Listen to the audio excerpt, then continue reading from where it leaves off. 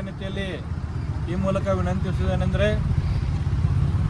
ಕುರ್ಚಿ ರಾಜ್ಯ ರೈಲ್ವೆ ಹೋರಾಟ ಸಮಿತಿ ಅಧ್ಯಕ್ಷರಾದ ಕುತ್ಬುದ್ದೀನ್ ಕಾಜಿ ಅವರು ಸುಮಾರು 8 ದಿನಗಳಿಂದ ಹಾಗೂ ಸುಭಾಷ್ ಸಿರ್ಬರ್ ಕಾಕ ಅವರು 8 ದಿನಗಳಿಂದ ನಿರಂತರವಾಗಿ ಧರಣಿ ಸತ್ಯಾಗ್ರಹ ಹಮ್ಮಿಕೊಂಡಿದ್ದರು. ಯಾಕಪ್ಪ ಅಂತಂದ್ರೆ ಈ ಕುರ್ಚಿ ಬಾಗಲಕೋಟೆ ರೈಲು ಮಾರ್ಗವನ್ನು ಕುರ್ಚಿಯಿಂದಲೂ ಪ್ರಾರಂಭಿಸಬೇಕಂತ, ಅದರ ಜೊತೆಗೆ ಹಲವು ಬೇಡಿಕೆಗಳು ಅದಾವು. ಇದ್ರ ಸಲುವಾಗಿ ನಾಳೆ 9ನೇ ದಿನ ಈ ಧರಣಿ ಸತ್ಯಾಗ್ರಹ ನಿರಂತರವಾಗಿರ್ತದೆ. ನಾಳೆ ನಮ್ಮ ಕ್ಷೇತ್ರದ ಸಂಸದೆ ಆದಂಥ ಕುಮಾರಿ ಪ್ರಿಯಾಂಕಾ ಜಾರಕಿಹೊಳಿ ಅವರು ಕೂಡ 2 ಗಂಟೆಗೆ ಆಗಮಿಸಲಿದ್ದಾರೆ. ಕುರ್ಚಿಯ ಸಮಸ್ತ ಮಹಾಜನತೆಯಲ್ಲಿ ಕೇಳ್ಬೋದೇನೆಂದರೆ, ಹೆಚ್ಚಿನ ಸಂಖ್ಯೆಯಲ್ಲಿ ನಮ್ಮ ಏಕತೆಯನ್ನು ತೋರಿಸಿ ಈ ಒಂದು ಧರಣಿಯನ್ನು ಯಶಸ್ವಿಯಾಗಿ ಆಮೇಲೆ ಕೂಡಲೇ ಕಾಮಗಾರಿ ಚಾಲುವಂತೆ